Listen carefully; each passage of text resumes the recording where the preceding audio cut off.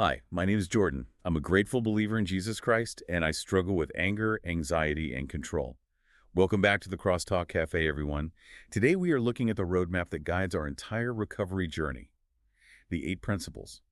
But before we get into the Word of God, Chris, I was thinking about how much I love the ritual of a great afternoon cup of coffee, but I hate the nervous jitters and the crashed sleep schedule that usually follows. That's why I'm so glad we partnered with Savorista Coffee. Hi, my name is Chris. I'm a grateful believer in Jesus Christ, and I struggle with anxiety, shame, and OCD. It really is a game changer, Jordan. Savorista creates incredible craft decaf and half-calf roasts that actually taste amazing without sending your nervous system into overdrive. It lets you enjoy that coffee ritual while staying totally grounded. Our listeners can grab a bag at savorista.com and use the promo code PCBC for 25% off their order. And speaking of keeping our nervous systems calm, one of the best things we can do for our physical and mental health is invest in deep, restful sleep. That's exactly what Cozy Earth brings to the cafe today. Absolutely. Cozy Earth's bedding and pajamas are made from premium viscose from bamboo, which means they feel like a luxury hotel but also naturally regulate your temperature so you don't wake up sweating. Plus, they back it all with a 100-night sleep trial and a 10-year warranty. You can go to CozyEarth.com and use that exact same promo code, PCBC, to get 21% off. Such a great way to upgrade your rest. And just a quick reminder, when you use our code PCBC for either of these brands, we earn a 15% commission, which directly supports the ministry here at the cafe. But now, Chris, let's step completely out of commercial mode. When you look at the 8 principles of Celebrate Recovery, it is so important to understand that they are a road, not a ladder. Yeah, that distinction literally changes everything about how you approach this entire journey. It really does. Because we are so heavily conditioned by modern society to think almost exclusively in terms of ladders. No, totally. Like the corporate ladder? Exactly. The corporate ladder, the social ladder, property ladders, I mean, even spiritual ladders. The entire paradigm of a ladder is this very vertical ascending logic. Right. You climb, you achieve, you leave the mess behind. Yes, and you leave the people below you behind, too. And the ultimate goal of a ladder is that eventually you stand at the top rung, looking down at everyone else, having finally arrived. But that's just not reality, is it? No, not at all. Recovery from the brokenness of the human condition, it does not operate on a vertical axis. It is strictly horizontal. It's a road. Right. There is no graduation day. There's no top rung where you are finally and forever fixed. In fact, if someone ever approaches you and claims they have, finished the principles. Oh, yeah, boy. Right. If they say they've mastered the system and no longer struggle, they are actually just sitting squarely back on Principle 1 in complete denial, and they don't even realize it yet.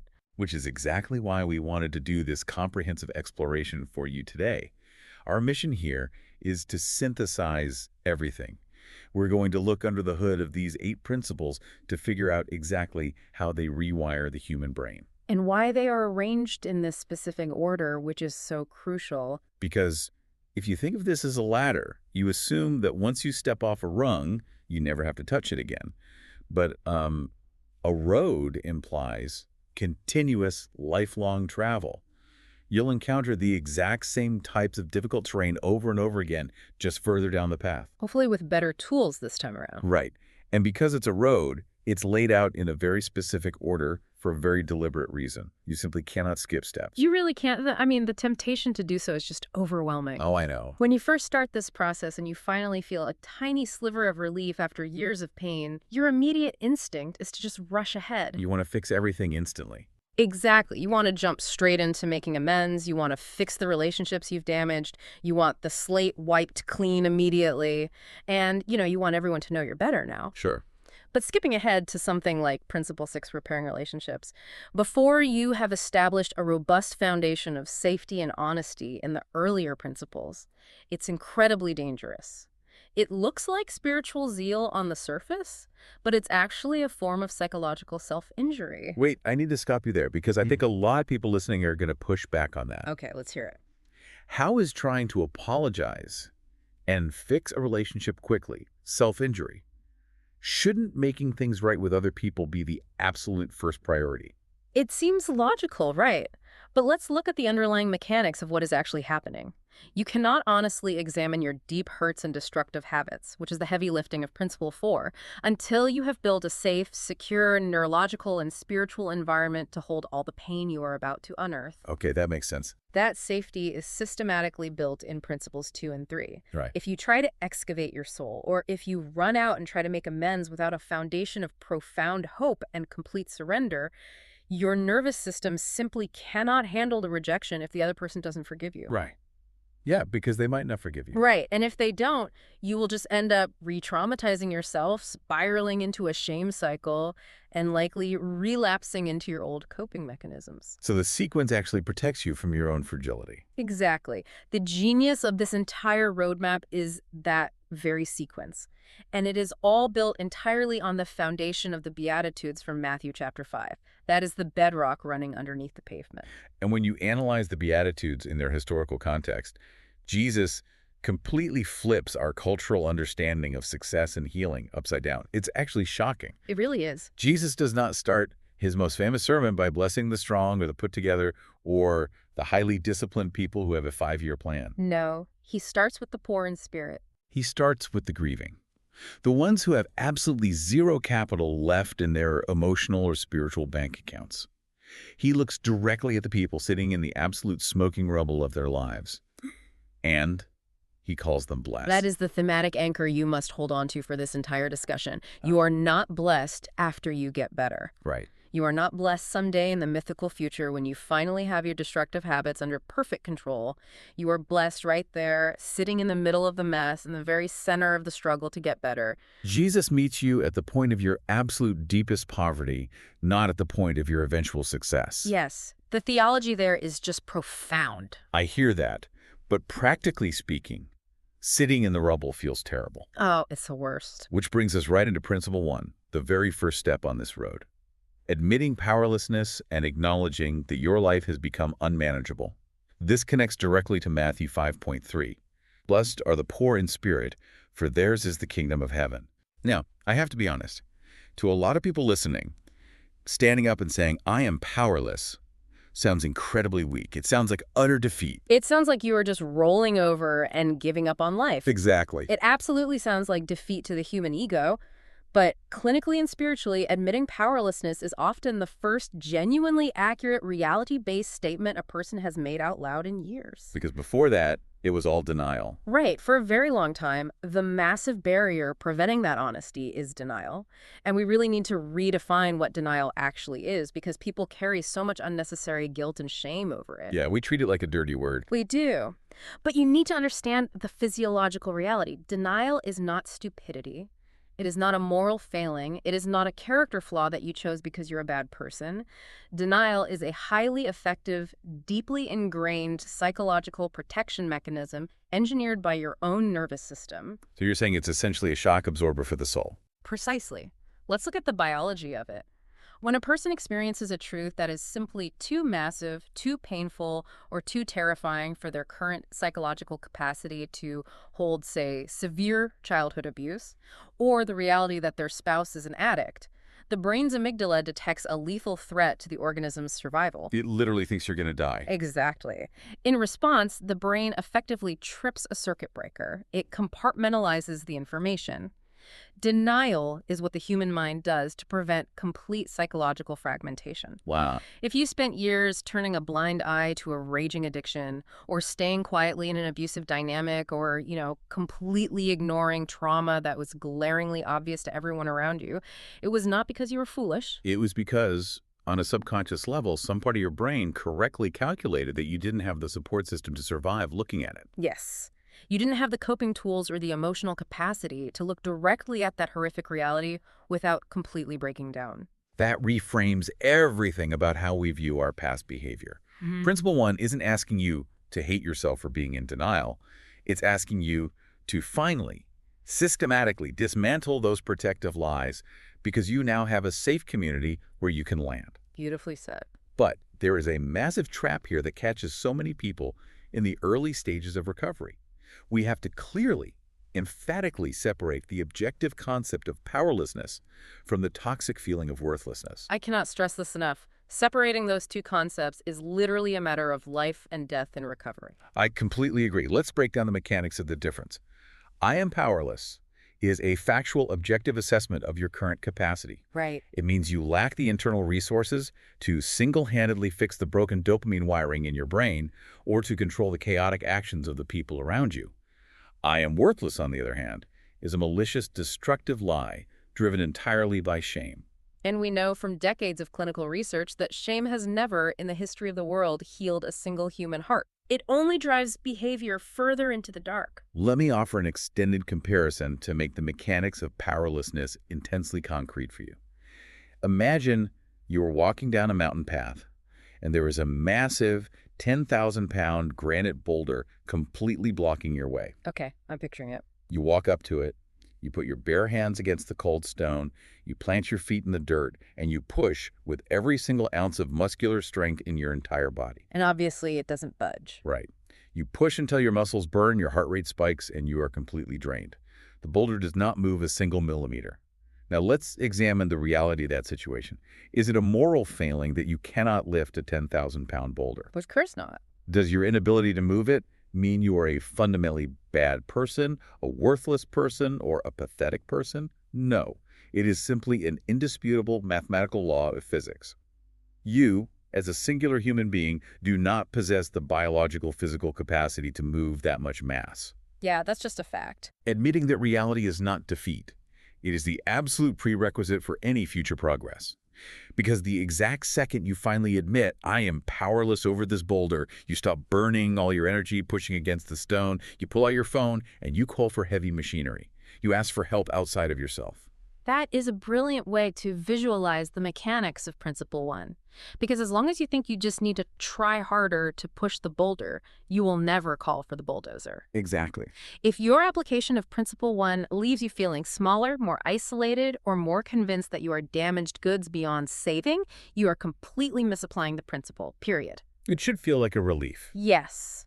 Recognizing your powerlessness should feel like dropping a crushing, unmanageable weight off your back, not strapping another one onto your shoulders. But I want to play devil's advocate here because we also need to be crystal clear on what Principle 1 is not. Okay, lay it on me. If I admit I am completely powerless over my addiction or my past trauma, doesn't that just give me a free pass to be entirely passive about my daily choices? I mean, if I'm powerless, why even try to resist the urge today? See, that is the exact cognitive distortion that keeps people trapped. Being powerless over a lifelong, deeply entrenched pattern of addiction or codependency is absolutely not the same thing as being passive about the single micro-choice standing directly in front of you right this second. Oh, that's a huge distinction. It is. You are powerless to cure your own brain disease, but you are completely responsible for choosing to walk into a meeting tonight instead of a bar. Right. Furthermore, powerlessness does not mean you get to shift all the blame for your destructive actions onto your genetics, your terrible childhood, or your circumstances. Conversely, it also means you must stop taking all the blame for the terrible things that were done to you by others. Which brings up another highly practical point about stewardship. Admitting powerlessness absolutely does not mean you stop seeking professional medical or psychological treatment. No, definitely not. There is a deeply dangerous, toxic misconception in some circles that relying on God means throwing away your prescriptions and just praying harder. That ideology is not just dangerous, it is unbiblical. Utilizing proper medication and engaging in evidence-based professional therapy is not a spiritual failure. It's an act of profound stewardship. Stewardship of the body. Yes. Let's look at the biology.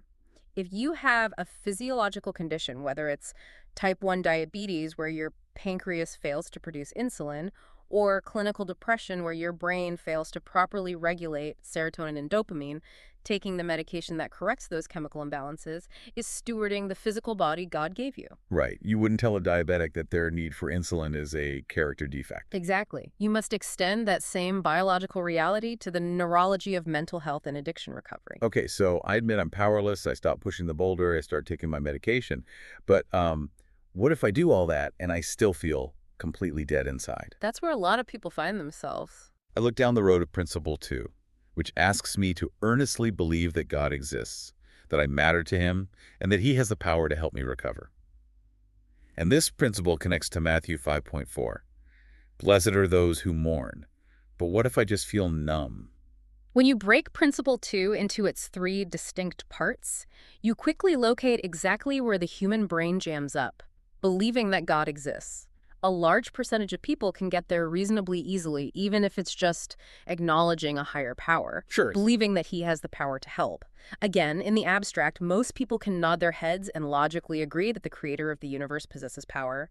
But that middle phrase, the belief that I matter to him, that is the specific sentence that completely dies in the throat for so many individuals walking into recovery. Why is that specific phrase so impossible for people to swallow? Because severe trauma and chronic depression are incredibly convincing, highly articulate liars. They lie with absolute terrifying confidence, and they bring receipts. Wow, yes they do. Depression will alter your brain chemistry, look you dead in the eye, and tell you that you do not matter, that you are a burden, and that your absence would actually be a tremendous relief to everyone you love. It's brutal.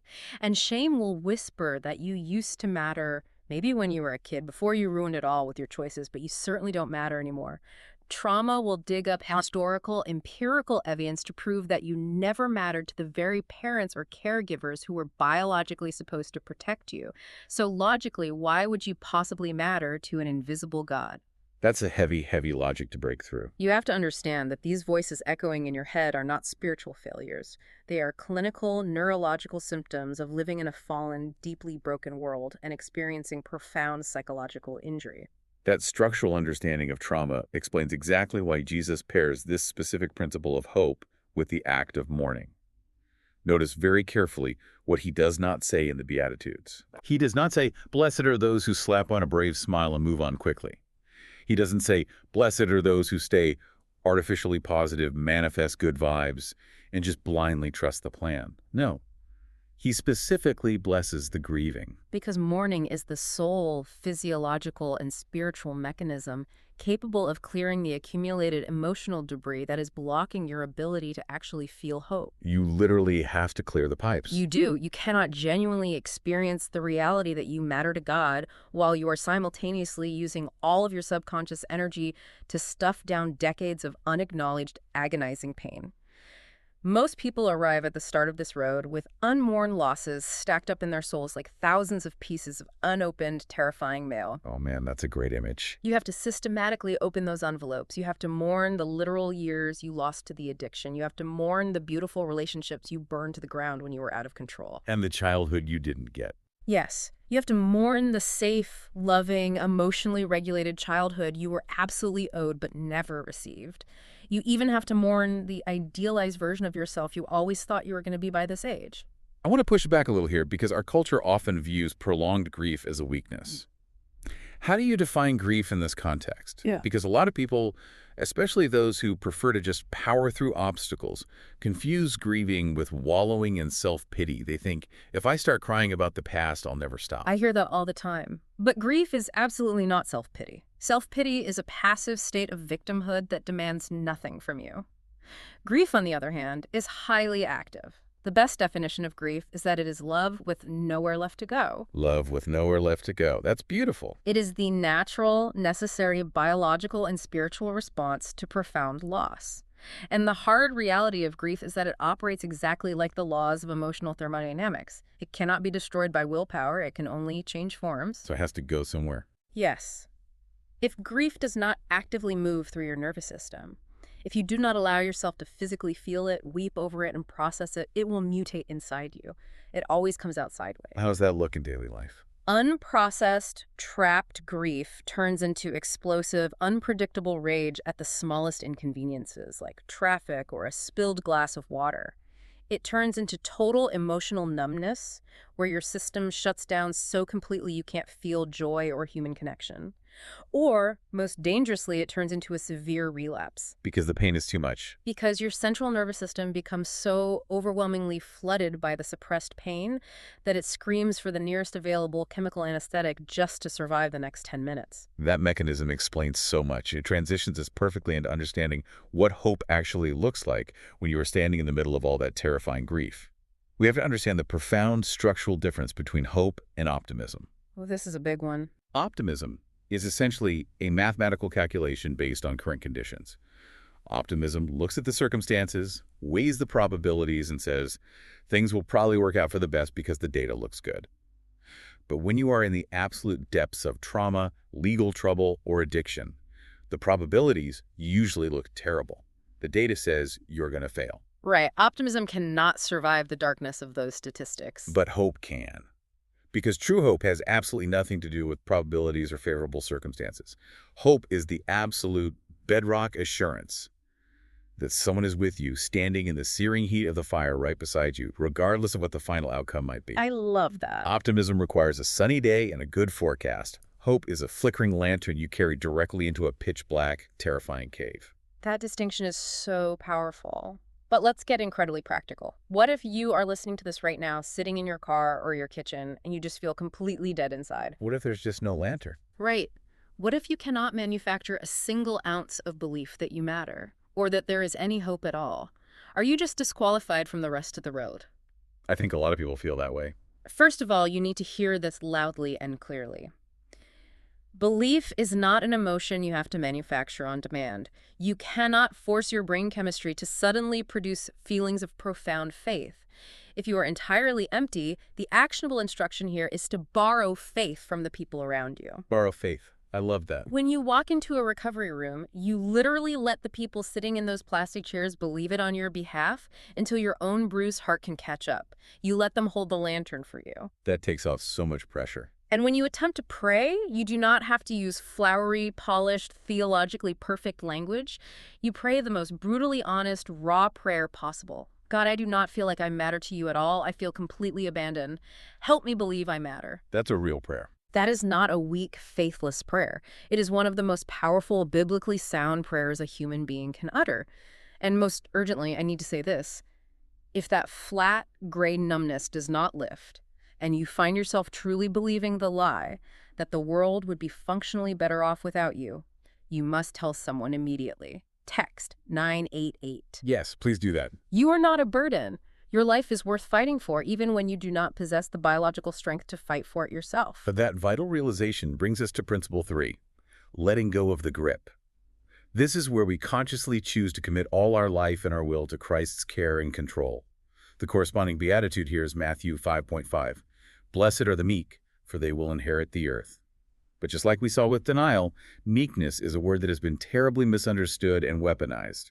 Usually when modern people hear the word meek, they immediately picture a human doormat. They think of someone who is timid, weak, passive, and easily manipulated by abusers. Right, like a pushover. But the original historical and linguistic context behind that word paints a completely different picture.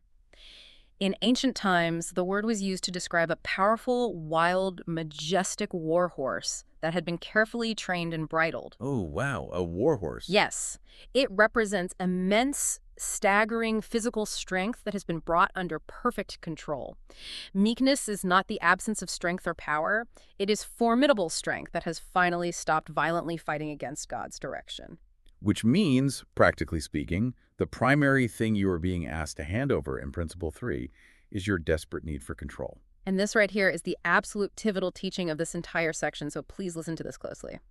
For many, many people entering recovery, control was not originally a sinful character defect. It was a vital, highly intelligent, absolutely necessary survival skill. Wait, I'm struggling with that concept. Usually we view control freaks as bullies or manipulators, not victims. How does control start as a survival skill? Walk me through that leap. Let's examine the psychology of childhood development. Think about a child growing up in a deeply dysfunctional home where the atmosphere could turn violently abusive, emotionally manipulative, or completely chaotic without a moment's notice. Okay.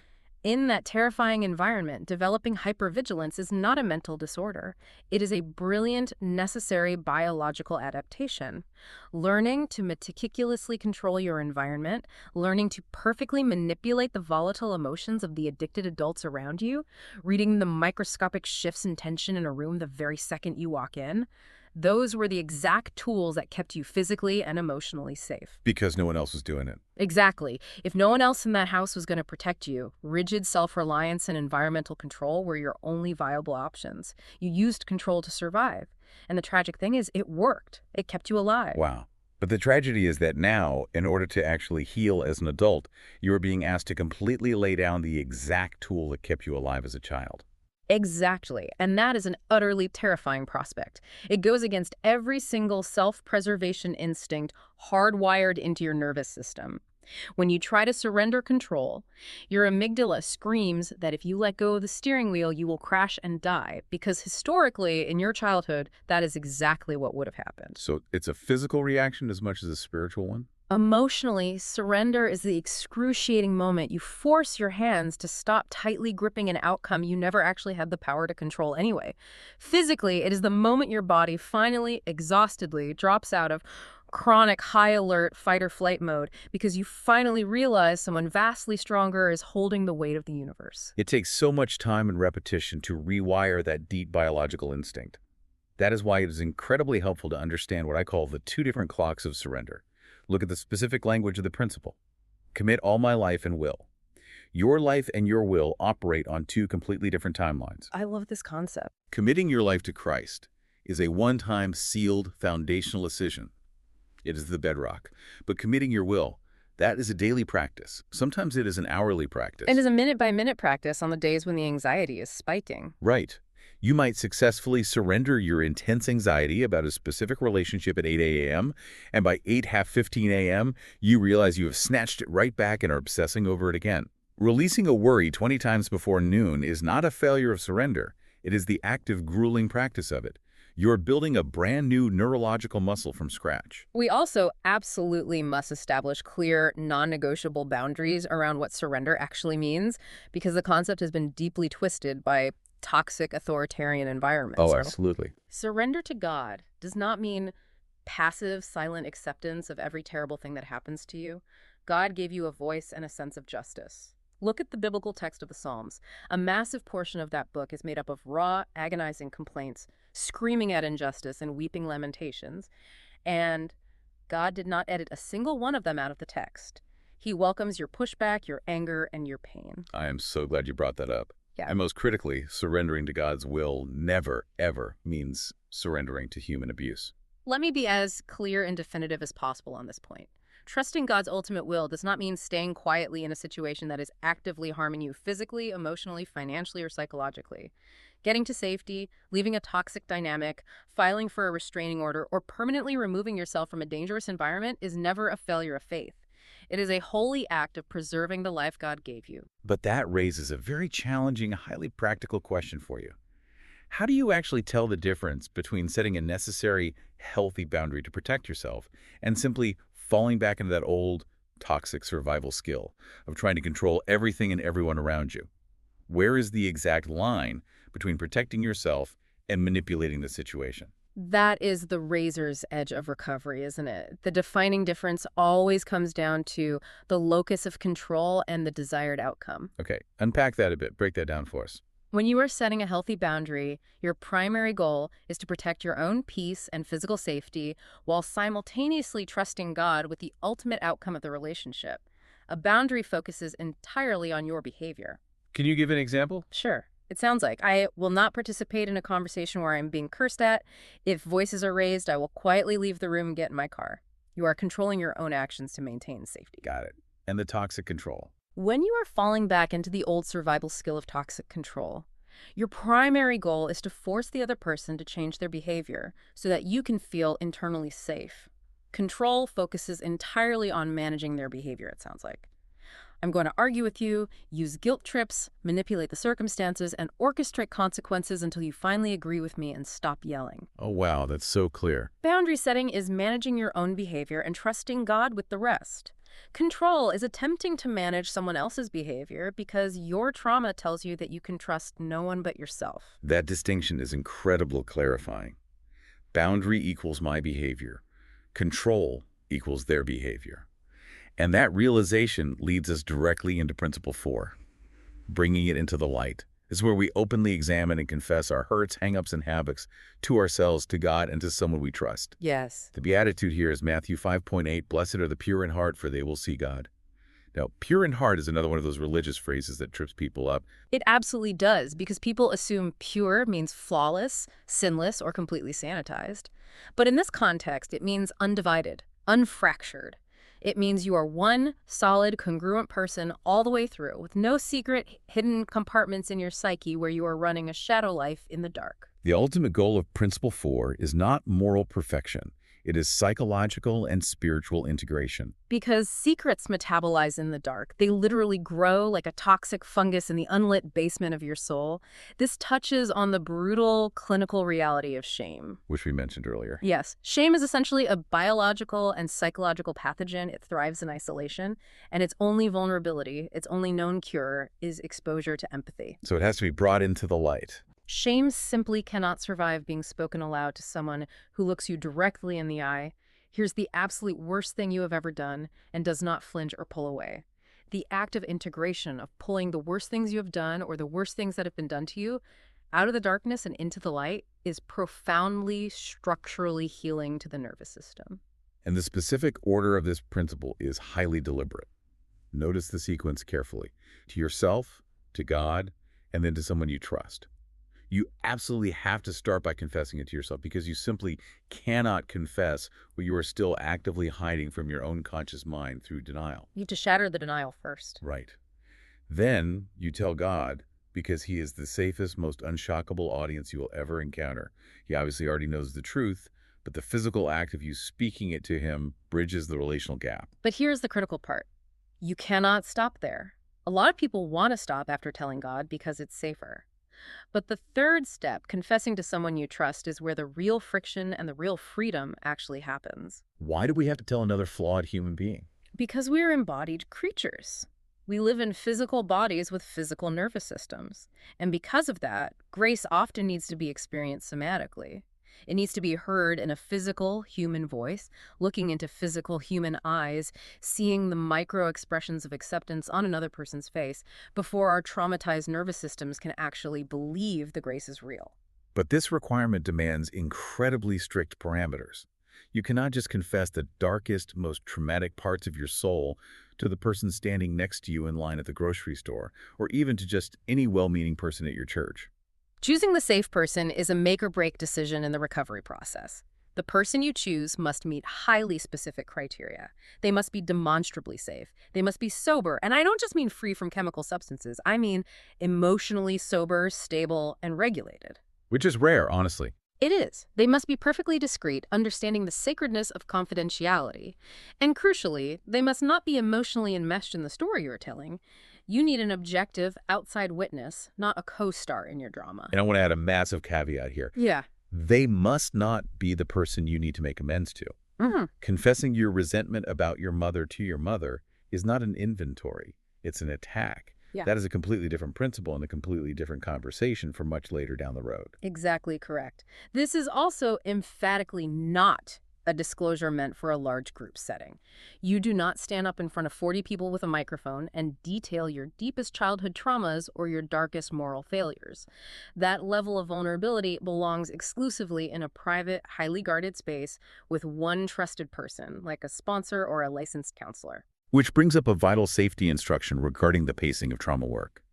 When you are writing out your inventory and preparing to share it, I think there's a misconception that you have to bleed out entirely in one sitting to prove you are serious, but you have to understand that slower is not less honest. Yes. If you are dealing with severe, complex trauma, vomiting the entire horrific story out all at once can be incredibly dangerous to your psyche. The pacing is absolutely critical. We talk about the window of tolerance in psychology.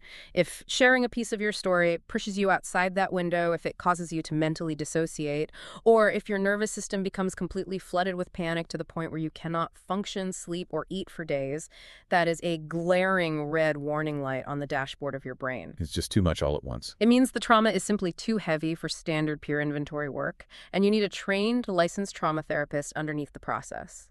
A sponsor is a wonderful guide, but a sponsor is not a clinical professional equipped to handle severe dissociation. Okay, so I've confessed all these dark secrets to a trusted person in Principle 4. But let's be realistic. Just talking about it doesn't magically rewire my brain. I'm still going to wake up the next morning wanting to lie or people pleaser or numb out. The destructive behavior is still there. Right. The urge doesn't just vanish. What is the actual mechanism for behavioral change? This brings us to Principle 5. willing to be changed, voluntarily submitting to changes, and humbly asking God to remove our character defects. This aligns with Matthew 5.6. Blessed are those who hunger and thirst for righteousness. This is where we need to apply that profound psychological reframe to our character defects that we touched on earlier. Just like we discussed with control acting as a survival skill, you have to realize that almost every single character defect you currently possess started out as a highly effective solution to a problem you did not know how to handle. That completely changes the entire lens through which you view your own flaws. Yeah. It moves you from self-hatred to curiosity. It completely shifts the paradigm. Think about chronic lying. It probably started as a desperate way to avoid severe, disproportionate punishment in a rigid or abusive childhood home. Lying kept you safe from physical harm. Wow, yeah. Think about people-pleasing. That started as a brilliant strategy to maintain a fragile, artificial peace in a highly volatile environment where adults were constantly fighting. The explosive anger. It was likely the absolute only tool a neglected, invisible child had to force the self-absorbed adults in the room to finally pay attention to their basic needs. And the numbing. The numbing behaviors, the chemical substances, the chronic isolation, the endless doom scrolling on your phone, those started because you were carrying a volume of psychological pain that no human nervous system is biologically designed to hold without anesthetic. So, these defects were actually the absolute best, most effective tools available to an overwhelmed, under-resourced person at the time. They kept you functioning. They did. But the harsh reality now is that those tools are wildly out of date. They are entirely obsolete in your current adult life, and utilizing them is now costing you your marriage, your friendships, your peace of mind, and your future. Exactly. Recognizing this origin story is absolutely not about making excuses to continue bad behavior. It is about accessing genuine compassion for yourself so that neurological healing can actually begin. Right. If you approach your character defects with intense self-hatred, viewing them as evil enemies, and you try to violently eradicate them with shame, you will just trigger your brain's own defense mechanisms. The walls will go higher. But if you look at a defect like people-pleasing and say, thank you for keeping me safe when I was 10 years old and had no other options, but I am an adult now, I'm safe, and I don't need you anymore, you shift from fighting yourself to cooperating with God's healing process. And notice the incredibly specific wording of Principle 5.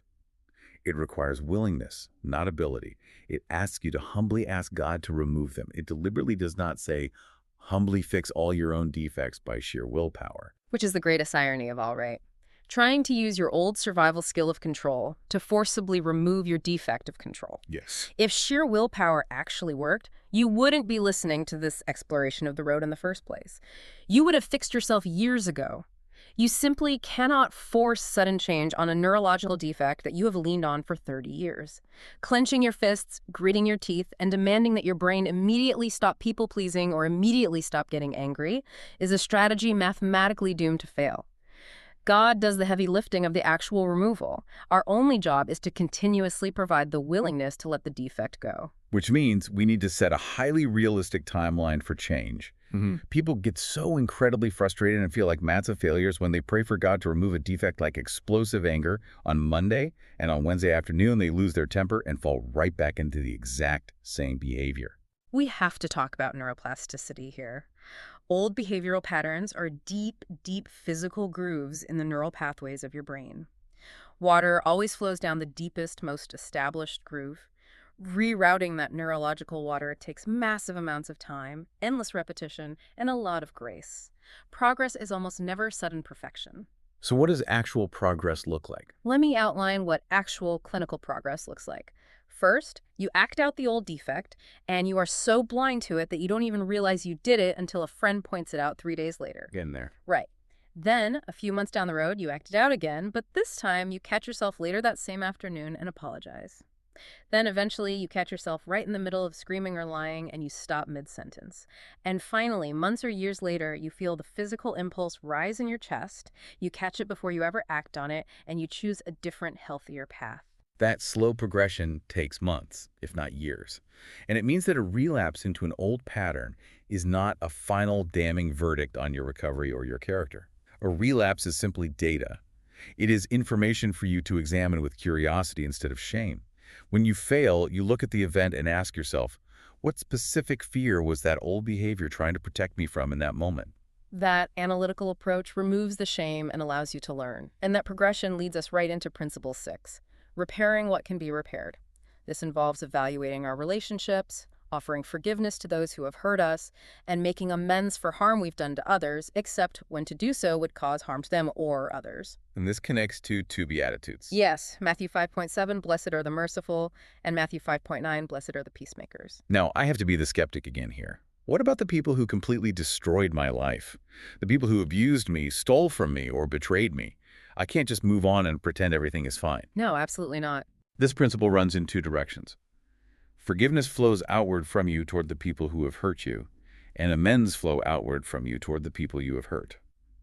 Let's tackle the outward flow of forgiveness first, because honestly, the concept of forgiveness is weaponized so frequently in our culture, especially within certain religious circles, that the very word makes victims feel sick. It is weaponized constantly, and it is a tragedy. People, often well-meaning but incredibly misguided leaders, use the biblical command to forgive as a heavy club to force victims to accept unacceptable, dangerous behavior. So we must meticulously deconstruct what forgiveness actually is by clearly defining what it is not. Okay, let's do that. Forgiveness is absolutely not saying that what happened didn't matter. It is not minimizing the severity of the damage. It is not forgive and forget, because trauma literally prevents the brain from forgetting. It absolutely is not a requirement to rebuild trust with an unrepentant, unsafe person, and it never, ever means intentionally walking back into harm's way. I hear what you're saying it isn't. So what exactly is it? What is the actual mechanism? Forgiveness is a conscious, unilateral refusal to let the hurt continue charging you emotional and physiological rent in your mind and your nervous system. Every time you ruminate on the injustice, your brain releases cortisol, damaging your own body. Forgiveness is the profound decision to step entirely out of the courtroom, hand the gavel and the heavy burden of ultimate judgment over to God, and walk out the door into the sunshine. It is canceling the debt so you don't have to spend the rest of your life trying to collect it from someone who is bankrupt anyway. Which means we absolutely have to draw a hard, impenetrable, concrete line between forgiveness and reconciliation. They are not the same word, and they are not the same process. Not at all. Forgiveness is a solo act. It occurs entirely within your own heart, between you and God. Hmm. Because it is a solo act, you can forgive someone who is completely unrepentant. You can forgive someone you haven't spoken to in 20 years. You can even forgive someone who is no longer living. Exactly. Reconciliation, however, requires two people. It is a completely different mechanism. Reconciliation requires genuine, demonstrable repentance from the offending party. And it requires a long, slow, highly observable process of rebuilt trust over an extended period of time. You are biblically commanded to forgive. You are never, anywhere, commanded to reconcile with someone who remains dangerous, manipulative, or unrepentant. That distinction alone has saved lives. And we have the other side of Principle 6. Making amends for the damage we have caused. We need to be clear that an amends is not just a verbal apology. Saying, I'm sorry, is just vibrating air. It is just words. An amends is changed behavior. It is concrete, verifiable repair. Right. It is physically paying back the stolen money.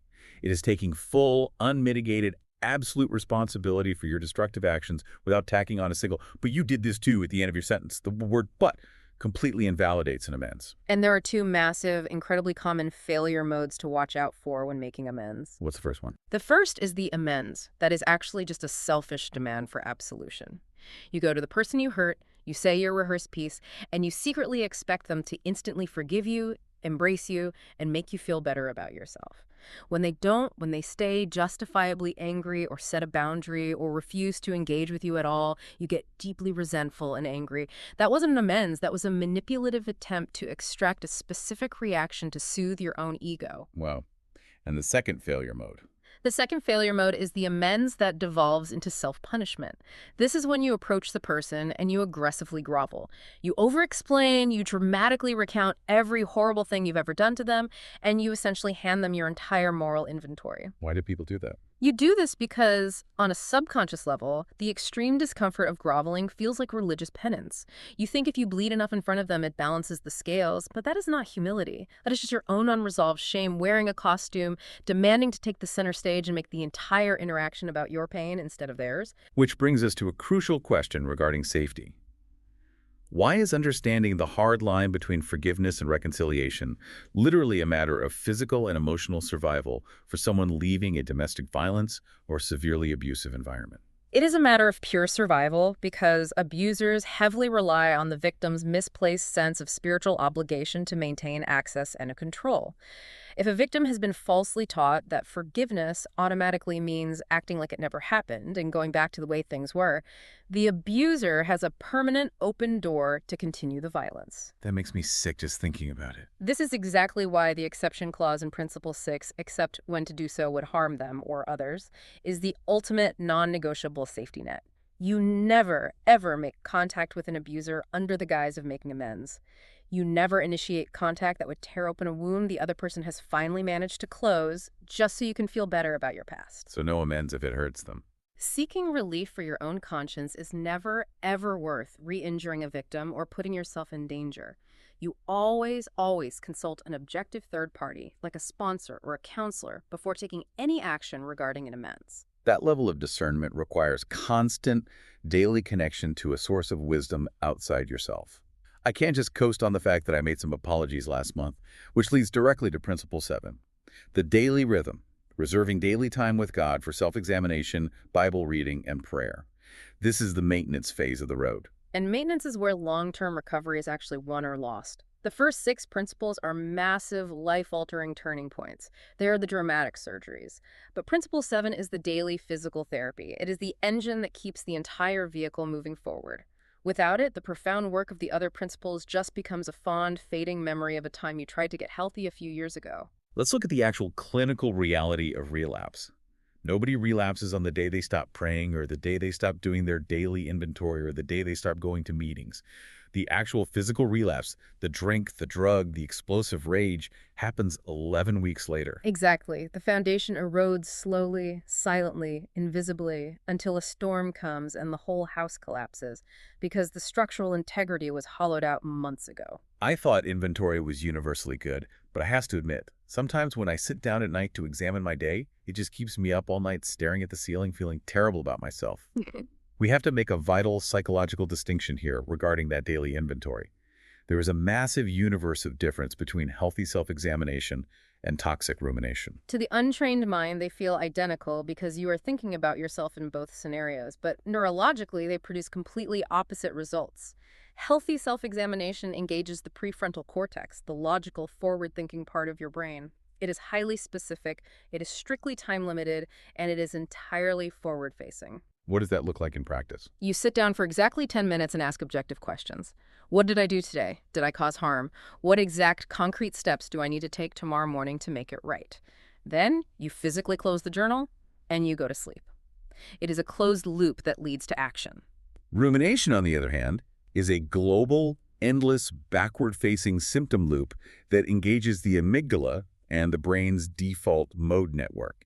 It doesn't ask specific, actionable questions. It asks vague, unanswerable things like, what is fundamentally broken inside of me? Why am I always like this? How could I be so incredibly stupid? Yes. If your daily inventory routinely keeps you staring at the ceiling at 2 in the morning, drowning in shame and spiking your heart rate, you are not practicing a spiritual devotion.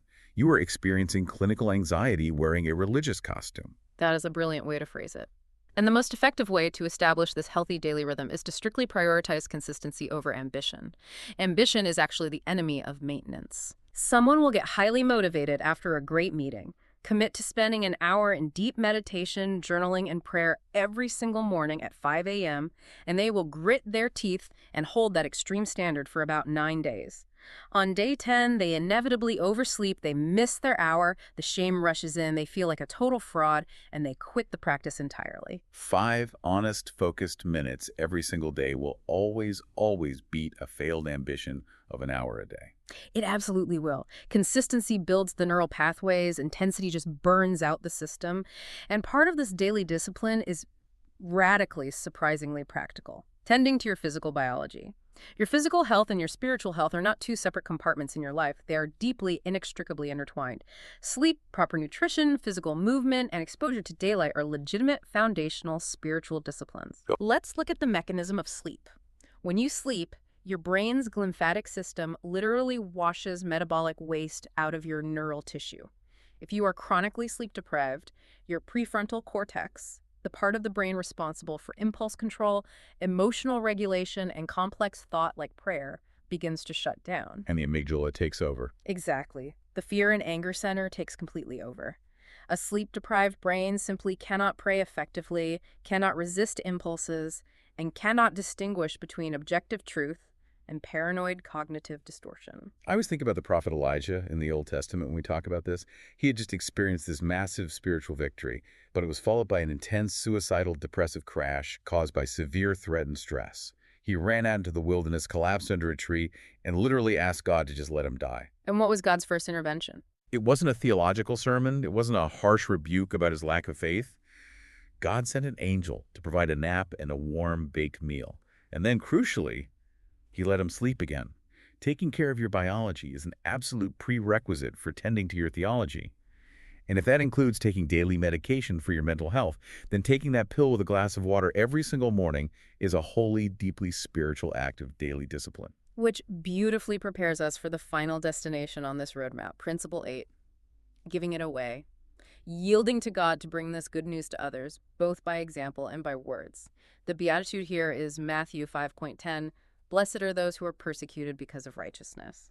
Now, here's where my skepticism flares up again.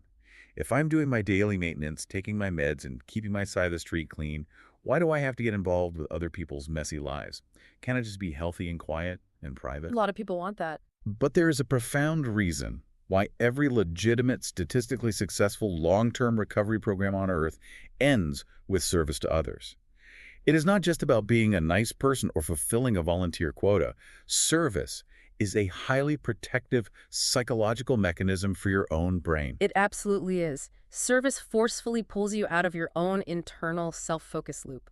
When you are entirely focused on yourself, every minor ache and pain becomes a catastrophe. Serving someone else anchors your daily choices in a purpose much larger than your fluctuating moods. It gives the pain a purpose. And most beautifully, it takes the absolute worst, most agonizing, shame-filled chapter of your entire life and miraculously turns it into the exact instruction manual that helps someone else survive their worst chapter. Your pain is no longer wasted. It is repurposed as medicine for someone else. But notice the highly deliberate phrasing of the principle. Mm. By my example and my words. Example comes first. Words are cheap. The most persuasive argument for the reality of recovery is never an eloquent, perfectly polished speech. The most persuasive testimony is the person who quietly, consistently shows up for 2 solid years and is visibly, undeniably, neurologically different than they used to be. The profound calmness in their eyes, the steadiness in their reactions when things go wrong, that regulated nervous system is what draws people in. It is neurobiology in action. A calm nervous system regulates the chaotic nervous systems around it.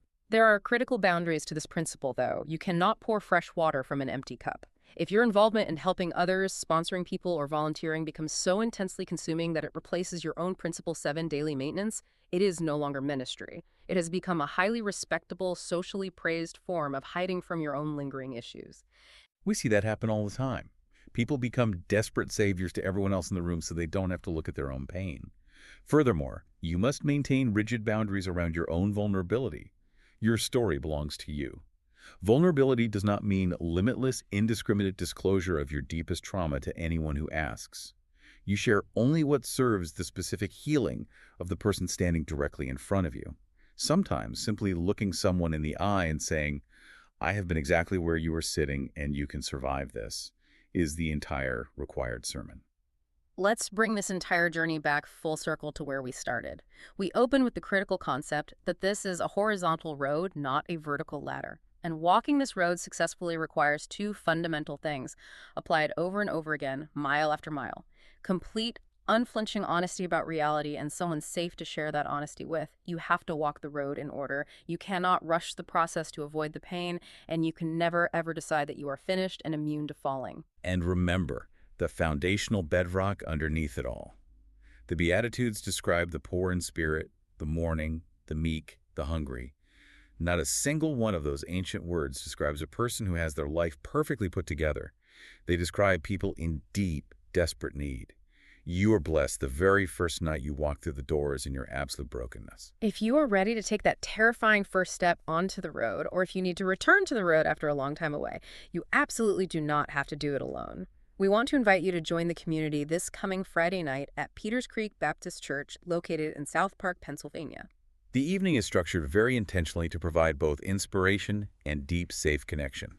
It begins exactly at 6:30 p.m. with our large group worship. Following that, at 7:30 p.m., we break into gender-specific small groups. I want to emphasize again that these small groups operate under strict, non-negotiable guidelines that ensure absolute confidentiality and emotional safety. No one is allowed to fix you, and no one is allowed to judge you. Finally, at 8:30 p.m., we transition to the Crosstalk Cafe for relaxed fellowship. If you want more details before you arrive, there are several ways to reach out. You can visit the National Directory at seerlocator.com. You can email our local leadership directly by contacting Craig Amstone at craig.amstone@gmail.com. Or you can reach out to the church office at info@pcbc.church.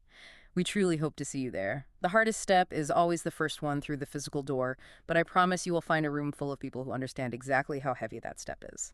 I want to leave you with a final thought to mull over as you go about the rest of your day. We talked extensively about how the things we call character defects, like trying to rigidly control everything and everyone around us, were often just brilliant survival skills that kept us safe in a chaotic past. So I want you to ask yourself, what specific survival skill from your past are you currently most terrified to lay down? And what might it actually feel like physically in your chest and your shoulders to finally let someone stronger carry that agonizing weight for you tomorrow morning?